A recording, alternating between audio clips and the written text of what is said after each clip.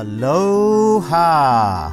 You are listening to Inside the Desert Oasis Room, episode number 159. This episode is sponsored by Tandawai Rum, the world's largest rum producer and winner of over 170 international medals in the past 4 decades. Check out their webpage at tandawaiusa.com or follow them on Facebook or Instagram at tandawaiusa. Today we are joined by my friend Q, producer and on-air personality for Island Block Radio and Island Block TV. Q talks to us about how he got his start in radio, his thoughts on the future of radio, island music, guilty pleasures, bucket lists, and much, much more. As always, I hope you enjoy this episode as much as we did bringing it to you. If you enjoy this podcast, please give us a good rating. Doing so helps people find the show and helps boost our presence. Also, subscribing makes it easier for you to follow our adventures, and subscribers always get new releases first. You can find previous episodes at our website, desertoasisroom.com, as well as links to our social media, along with links to our guests' websites and their social media.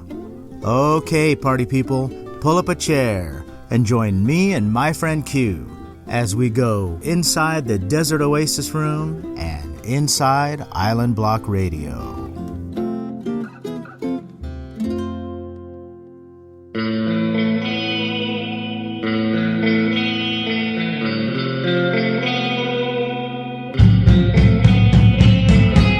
Inside the Desert Oasis Room.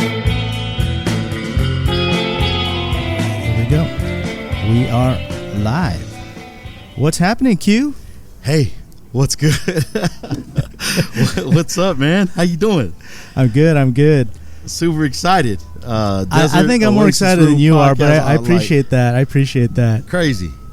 I will say this. I'm a little nervous.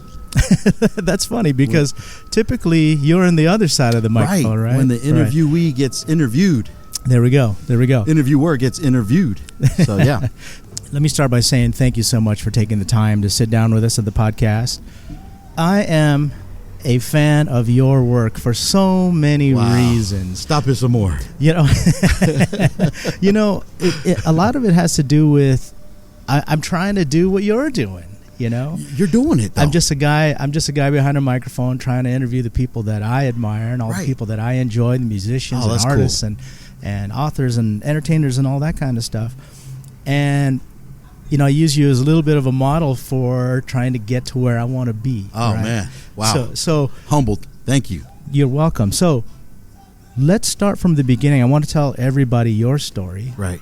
Because I think that you have an interesting path. So let's start from the beginning. Tell us a little bit about yourself and your background.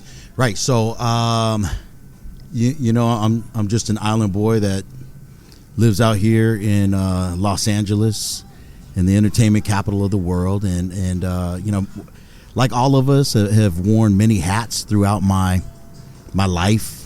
Worked in, you know, corporate America, local government, and prior to radio, I was an executive director for a nonprofit organization, so for a community-based organization. Wow.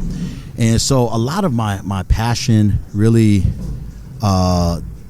is derived around our community, the Native Hawaiian Pacific Islander community, more specifically Melanesia, Micronesia, and Polynesia. So I was an executive director for a community-based organization, and coincidentally enough, it was the Census 2010.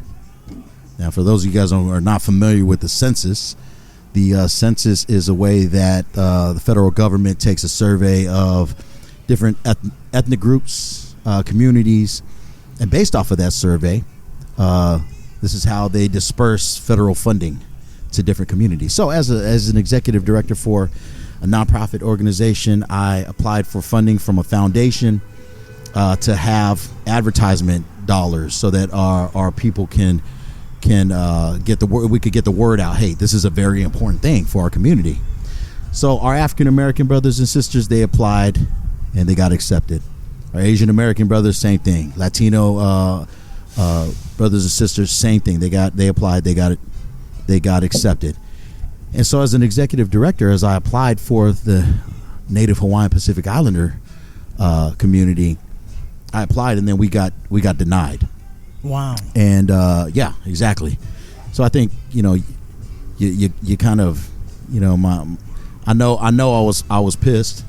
Did they tell you why? Why? Yeah, they did, and it made sense. And so they said, Q, they said the reason why as we're here in L.A. Right. And so for our listeners out there, please excuse the background noise. We're sitting at a coffee shop on the patio. And Yeah, so we are. We're going to get a little bit of ambient noise, but that's the flavor of the show. That's L.A. That's L.A. Right. That's right. That's L.A. So the reason they said that we got denied, they said, well, the Native Hawaiian Pacific Islander community doesn't have ethnic media, and as mad as I was because I thought it wasn't fair, they were absolutely right. Yeah. And so at that point, I figured out, okay, this is a gap that our community needs to fill, and you know, I vowed myself and Joe Favai, or AKA Joe Sav, said, yo, this is our give back to our people. So we started the barbecue show, and we said, hey, we're going to start our own form of ethnic media. So in 2020, which is this year, they would not have that excuse. And, you know, let's circle all the way around. And Island Block Radio is one of the main media components for the Census 2020 as they outreach to the Native Hawaiian Pacific Islander community. So you didn't really even have a start as far as trying to be a radio guy or anything. It was because of that census. Right. It all traces back to that. It all traces back to you know, kind of giving back to our people. And you know, with Joe Sav and myself, I'm really proud to say that, you know, between the two of us at the time, and wow, that was, you know, a long time ago, we had over 20 years of community service between us. Yeah. So that really was a driving force, and the thing that sparked it for Island Block. When you started Island Block, actually, let me go backwards. When you started the barbecue show, did you see this far into the future? No, I couldn't have. I couldn't imagine that. You know, a little show with a couple coconuts from Carson and Long Beach, right, would turn into what it is today. You know, I don't want to gas it up. I mean, it's not like, you know, we still got a lot of work to do, but sure, I could never imagine that I would leave my job in local government, you know, a pretty steady job, and this kind of, I guess, would be one of those careers that people will say, you know, I'm going to retire from this and kind of take a chance on doing this media thing. Yeah. And so, yeah, it's been a blessing. When you started the barbecue show, it was a different landscape too. So it's not the way that YouTube is today, where there's a lot of eyes on YouTube. There's a lot of eyes on self-creators, people who produce their own content. I mean, you kind of started at a time, I shouldn't even say kind of, you started at a time where that was really an unusual thing. Talk to us about that process as far as how you were stumbling through it all. Right. Like, what was the learning curve like? You know what? Ignorance is bliss. Sure, man. Because when you don't know what you don't know, it's like... Hey, I've said it before. If I knew what I was getting into when starting this podcast, I wouldn't have done it. I wouldn't have either. I wouldn't have done it. You're absolutely 100% correct. Yeah. But now I'm in the fold, right? Now you got to make it happen now, right? Absolutely. You got to do it now. 100%. So to that, I don't know that myself, and I can answer for my partner also, my business partner Joe Sav. We probably wouldn't have done this. We're a glutton for punishment. But did you have somebody that you modeled yourself after? Like maybe the style, or not even the style, but even behind the scenes, like, okay, this is how they do this. This is the equipment they use, and this is how they get set up. Did you have anything like that? None. It was all trial and error. Well, no. Let me take that back. We were in the beginning. We were on a small station that was based in Arizona. Oh, really? Yeah, called Beetle Nut Radio. BeetleNutRadio.com. And so That was the beginning Now, of the end. why all the way out in Arizona? You guys are Cali boys, right? So what happened was, I'm also a musical director for a Chamorro cultural dance group. Okay. And I'll just give the quick story. But we were performing out in like Sacramento, Yuba City area up Northern California, and the kids were dancing, and I'm behind the mic, and I have a guitar, and I got my drums, and we're doing the whole thing. And then there was one of the drunk uncles was just laughing and kind of heckling. Right. Right. And everybody knows, and if you don't know, this is a public service announcement. If you don't know and you try to heckle somebody with the mic, if that person has any kind of wit at all, you're going to lose 9 times out of 10. So I ended up bagging on this uncle. He started getting all mad. And in the audience happened to be one of the owners of Beetle Nut Radio and was like, "Are you a comedian?" I was like, "Nope." I'm not at all. And he goes, "Man, we're looking for some talent for our radio station." And so 6 months goes by, and he continues to ask me. He's like, "Yo, I think you'd be really good at this." And I've just kept pushing him off and pushing him off. Right. And is that because you was out of your comfort zone? Yeah, I mean, I never knew how. I didn't know what I was doing, and then I think he just kind of caught me on a good day. And one day he said, he asked me again. He's very persistent, and then I said, "Yeah, man, shoot, let's go." Let's go. What do you got to lose, right? Yeah, exactly. It was crazy. Yeah. Wow. And here we are now. And here we are. Right. Let's talk about those early days. I mean, what were you trying to do? Was it a weekly thing? And did you think like, okay, I'm going to get artists on here. We're going to do interviews and live shows and that kind of stuff, or was it just you and your boys just talking stories? Nah, I mean, at the basis of the barbecue show was the community work, because we knew that it was something that our people needed, right? So we all understood that working in all these wonderful people in these different community-based organizations are working in their own little silos, and the great work that this person is doing isn't really being recognized, or this other part of the community doesn't realize that that's what's happening. So our whole format was to share the great work that people are doing in the community, and the carrot at the end of the show was an amazing artist. Yeah. It just so happened that when we were starting the show, it was the time when groups like the Common Kings, and these are all our friends. It just so happened they are like all our friends. They started doing really well. The very first interview for Dinah Jane was on the barbecue show. It was Q and Joe Sav, and so at a time when we were starting to create this whole movement, it just so happened that it was just like the perfect storm, and it's like a lot of our friends started doing really well in music. And I think that helped. Yeah, it became a point where we would actually have to pick up the phone and call and say, "Hey, we have this show. Can you please come on?" They would come on eventually. But now it's we're blessed that I think consistency, people have seen what we've been doing, and now it's cool to have those interviews again with the friends that we've kind of come up with through the years. Great. Yeah. So just touching back earlier to what we talked about, if I had known what I was getting into, man, like some of the obstacles I have is that the people that I talk to they're not people that I go back with, right? So it's even just trying to get them on the show, right? It's getting some FaceTime with them, and I get it, man. I mean, like now a lot of these guys they're in a position where they are, shoot, man. I mean, they've got like thousands of fans, and they're doing in some media. Cases, millions of fans. Yeah, in some cases, millions of fans. And I'm just another guy who wants a little bit of time with them. So I completely understand that. So, right. Yeah. So that's it is like the timing thing, right? And along that line, radio is changing. Sure.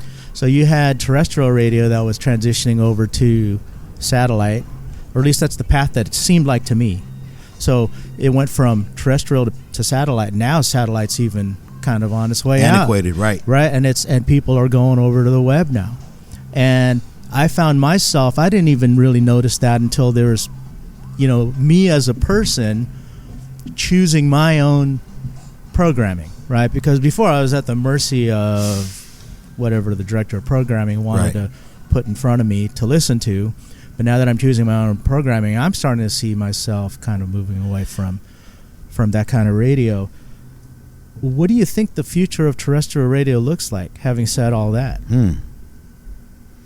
I think that the landscape of radio certainly changed a lot, and you can see and you can see a part of that in iHeartRadio. I mean, I'll just put it out there. I mean, it's not a secret that they've laid off a lot of and closed a lot of brick and mortar, a lot of buildings, a lot of operations in like local markets because of the technology. And it just so happened that, Joe and I kind of fell into the technology that is more sustainable now. So, as a radio entity, as a media company, why would you spend a lot of money in, I don't know, Idaho and have to put, these people in a building and the whole lease and the whole technology when you can literally, the technology is allowing anybody to, with internet, to capture your show, to access your show. But this thing about terrestrial radio is we still have radio waves, right? Those aren't going away. Right. And, I'm kind of not sure about how the future also about this, just because like I look at like regular network TV, and there was a time we were using rabbit ear antennas. I remember. I remember that. Right, and then we went to cable TV and satellite, and I thought, oh, rabbit ears are dead.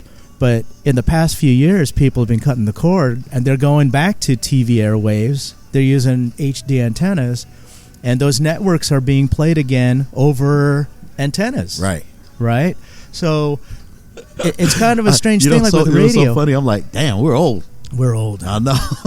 Damn. Dude, and here's the thing. Oh, a lot of mercy. We get the Islander blood, so we're probably both older than we each think we are. It's that oil of I know that I look younger than I actually am. How old are you? I'm in my 50s, bro. Are you? Yeah. Wow, bro. So see? Yeah, hey, that's impressive. What about you? Oh man, I'm you don't have to say if you don't want to. I'm 21 and over. There you go. And we're gonna celebrate it again this year. No, right? I'm almost 50 myself, so we're digging in the same crates. There you go. So yeah, radio I think is still in transition. And the way that I see things now is I do see things being more self-produced. But I do wonder, is the hired radio personality something that will disappear forever? Yo, it's so funny that you should bring that up, because my radio mentor is a guy by the name of Big Paul Tuivai, who has worked with some of the preeminent artists out there, especially, in hip-hop. He was an executive with Universal. He started the Wake Up Show with Tech and Sway. Okay. And I asked him about that. We talked about, all those folks getting laid off, and he goes, yo, that is the worst thing that iHeart can do, because at the essence of radio are the personalities. I mean, the music is there. You could get music anywhere, but really it's the personalities that really kind of drive programming. So I said, I'm to that point. I hope not, because there are a lot of great personalities out there. Yeah, yeah. I agree with you. On that. Yeah. So let's talk about your process and your content. We talked about a lot of these artists were people that you came up with, a lot of friends. Right. Yeah. Right.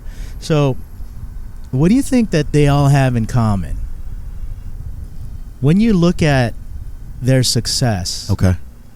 Or not even their success, just even their personalities.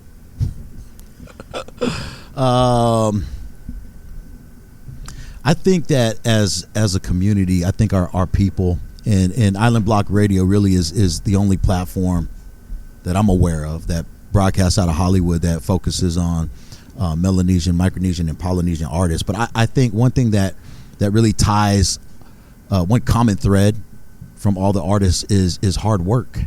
I think that we're raised that way. Yeah, I think yeah. that I think our shoulders are broad for a reason, and I don't think I think our work ethic is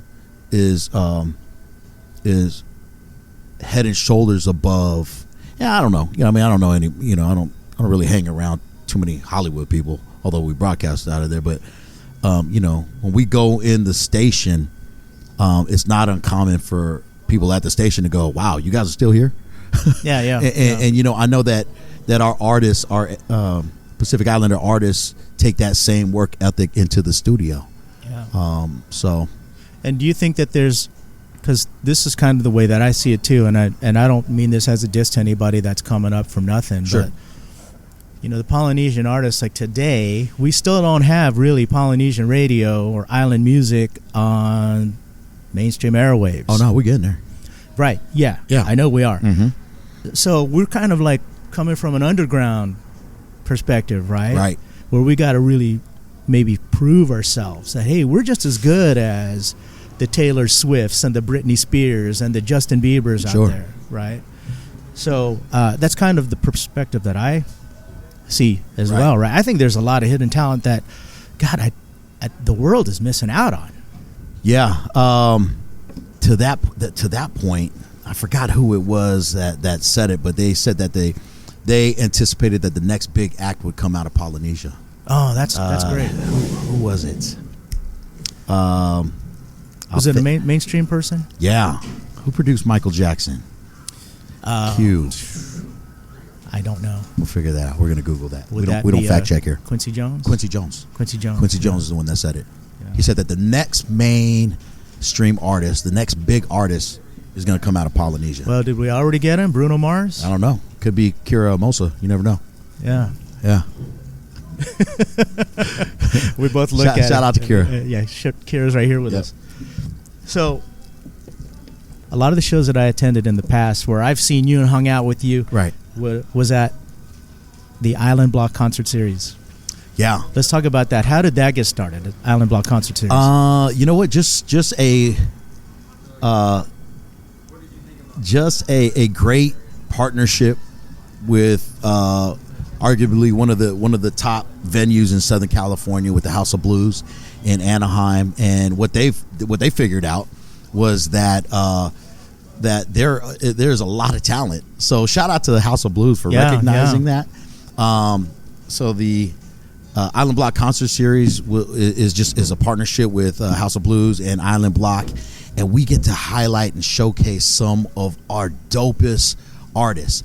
And let's face it, at the end of the day, it's about how many people you can get there, how many tickets of course you can sell. Yeah, so, but how did this all get started? Did you know somebody over there, or were you just in the right place at the right time? You know what? I can't. It's been so long. That's how old I am. But I can't say. I will say this. I think there's another thing that I think ties our people and our artists, and that's the fact that we understand.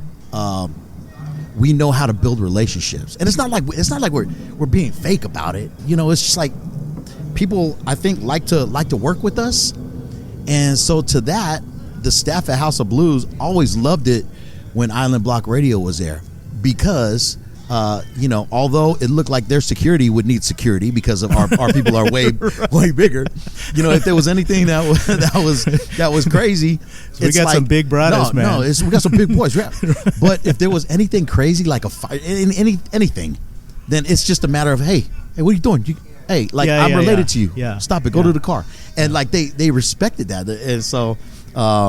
We just built a great working relationship, so we're blessed to have them as partners. That's awesome. Of Island Block. Yeah, that's awesome. The last time I saw you at a show, now I have seen you many times at House of Blues backstage, and I consider myself privileged to get back there. Because of the podcast, I've been able to become friends with a lot of the artists. Right. And I'll show up, I'll text one of them, and they'll drag me back there. Even if I don't have a wristband, they'll say, yeah, he's with us. So I think it's such an honor to do that. But the last time I saw you wasn't at House of Blues. It was backstage at the Island Vibe Music Festival. Oh, yeah, San Diego. Yeah.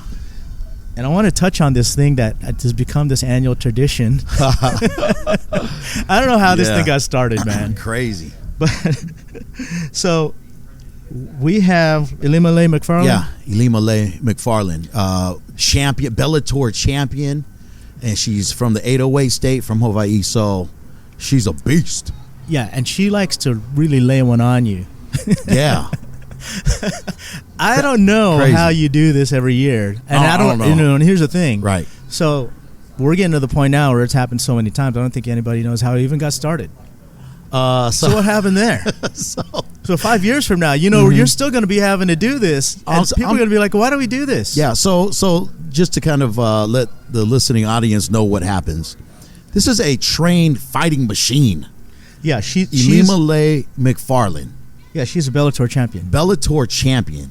So what happened was, I don't know how I get talked into these things. Perhaps I'm voluntold to do these things, but she came to the studio in Hollywood. We interviewed her before her her big fight, and I'm always a guy. It's not Joe Sav. It's not Miss Lulu. Obviously, I'm always a guy that is like, for some reason, has to challenge my guess, whether it's a dancing challenge or maybe it's a So it's your fault. Yeah, it's my fault. It's your fault. So, or whether it's NRL guys, the rugby, and I do a scrum with these guys, or in this case, she just hits me in the stomach.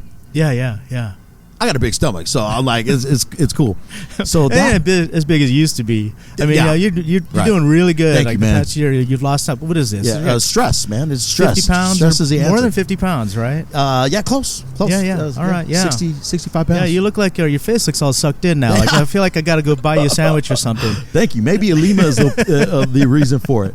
So every year we go to this festival, and in front of thousands and thousands of people, people count down to have her sock me in the stomach. And I'm standing at the front of the stage, and I hear you say, "Yo, man, do we gotta do this again?" yeah, no, no, because she gets stronger and stronger every year. I'm like, yo, is this really necessary? and I'm down there thinking, dude, why do you do this every year? We gotta do it again.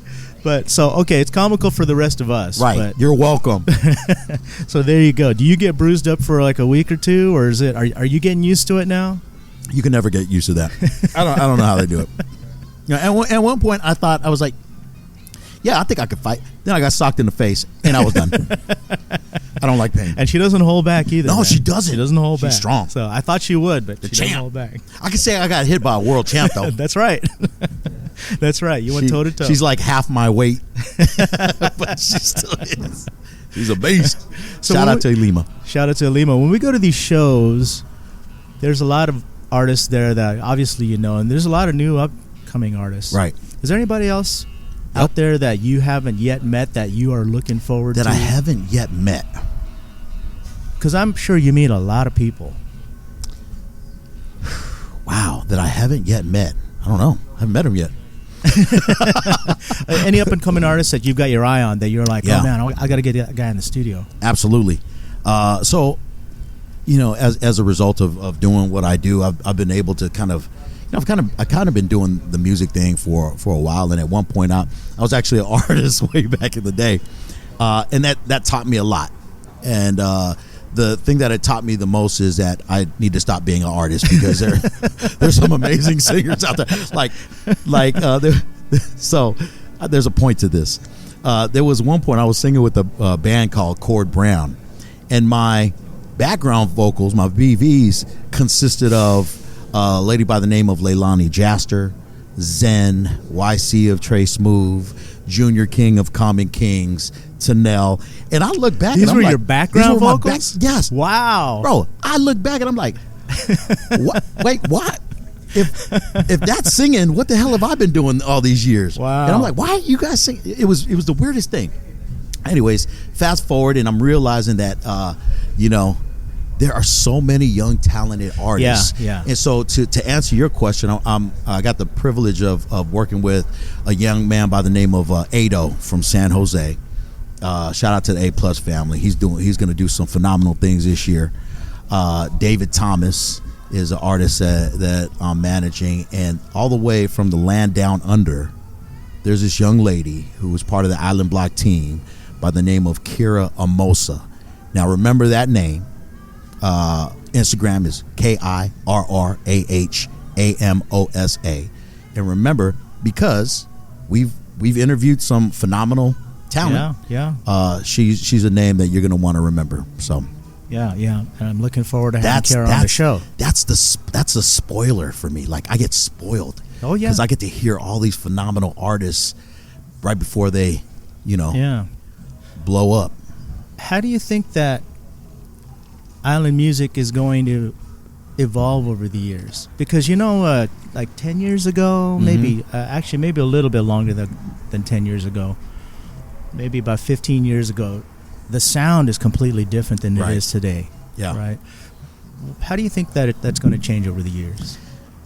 I mean, it's evolving already from like the early 90s to, that was really the beginning of island reggae from Capenna. Obviously, there was the first island reggae music that I remember hearing was a group from San Diego called Pauhana. And Pauhana. Yeah. So, would you go back to, so when I think back to island reggae, or I should say Hawaiian music, the first guy that I thought of was Butch Halimano. Oh, yeah. That's all the way back to like maybe the 80s. Oh, man. Yeah, you are older than me, man. I am older. I remember I had a friend going over to the islands, and I said, hey, I need you to pick up a CD for me. It's Butch Halimano's new CD. And he goes, all right. He's like, could you write that down? Because I don't know who that is. So I wrote it down. He went over there looking for it and had a auntie or somebody, a cousin or somebody take him. And he said, how do you know who this guy is? He's a local boy. Right. And he's like, it's not for me, it's from my friend. And he's like, how does your friend know who this guy is? That's cool. And I found his music on a surf video. Dope. Yeah. So I mean, the island music is evolving. And it's totally different. Can you really call it island? You know what? I mean, because reggae is not from Polynesia. It's not from the Pacific. Right. And a lot of people ask me about that too. Like, why is there reggae being played in Hawaii? And I say, well, it's been adopted as island music because it's got a tropical. Yeah, it's got a tropical feel. And at the origin of reggae music is Jamaica. They're an island. We're an island. We get it. Yeah. The cool thing though is that our people are expanding to R&B, to pop, and there's a in New Zealand, Aotearoa, there's a Samoan like metal band.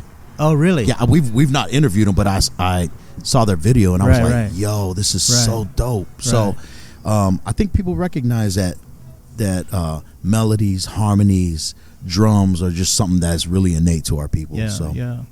Yeah, I'm starting to see the transition towards more of like an R&B kind of feel. Yep.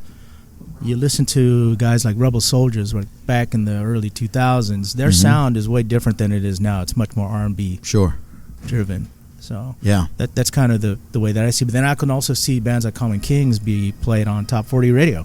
Yeah. So really, with Common Kings, their original name was Natu Soul, and I always found them to be more of like a R&B.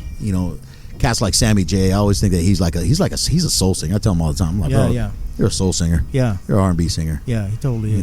But yeah. All right, we're coming into our final segment here, Q. I'm calling this finish strong. I'm calling this segment Questions with Q. I love it. So I'm putting my questions right here in front of me. Let's do it.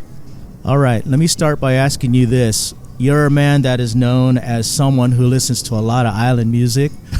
You're associated with island music. Right. All your friends are island music musicians. Wait, we're gonna take a picture. That's a secret. There for we go. everybody All right. out there. Do you have any guilty pleasures? Guilty pleasures? And let's just say even not just music. Let's Okay. just say any guilty pleasures at all. I mean, like pecan pie or. I love ice cream. My favorite ice cream is Haagen-Dazs coffee ice cream. Okay. Is that a guilty pleasure? Oh, here's another guilty pleasure. I love watching Tiny House Living and going RVing. Weird. There you go. I think that would be the next question. What's something about you that most people would be surprised to know? That you like watching Tiny House Living. Nope. All right. I am there's a couple things. I'm a twice published author in a public health journal. Oh, really? Yeah. I was the director of the NHPI Epidemiology and what Center. did you write about? About the health of our community. Okay. Yeah. But another fun fact is I am a award-winning accordion player. Oh, really? Oh yeah. Yeah. Now you messing around with No. me? You're serious? No, bro. I got trophies that are about this big. So if I gave you an accordion right now, you could bust I out. can play that. Oh, Polka. really? Really? Polka champ. Okay, well, you don't have to just play polka on an accordion, right? No. You can play like No, that was my specialty. Billie though. Jean or something. I could do it all. Right. All Yeah. right. All right. So we're gonna have to see something. I'm gonna hit you up again in the future. I want to see some of that. Yo, I'm a straight nerd. Yeah. No, 100%. Welcome to the club. Yeah. If you could pick any person, dead or alive, real or fictitious, to spend time with, who would it be? Jesus. Jesus, really? Yeah. Okay. You got all the answers. Okay. Yeah. After that, Bob Marley. Okay. Bob Marley. All right. Yeah. All right. That'd be cool. That's a cool. My answer to that is like my great grandfather, so I could learn about my family. But you know what? Yeah, I won't okay. throw that on the table. Now I feel guilty. Now I feel guilty. My ancestors. Well, I want to. You got to understand. I've been asking these questions a lot of times. You had a lot of time so to I think have a lot of about time to think about it. So, Okay, Grandpa. all right. Dang it! I messed that one up. What motivates you? Kids, money. No, money Freedom. doesn't. Money doesn't motivate me. What motivates me is, and this may sound really cliche, but it's the truth. And I absolutely had this conversation this morning. What motivates me is helping to see people see their dreams to reality. And I think that's what we do at Island Block Radio. Yeah. We got the ability to leverage our platform to help artists get their music out, and that's always cool to me. Like, if I can't do it, I'm gonna help somebody who There can. you go. Yeah, You redeem yourself with that answer. Oh, there you go. See? Yep. Don't edit that one out. I won't edit that one out. That one's going to stay in. And what's on your bucket list? That's a great question. What's on my bucket list?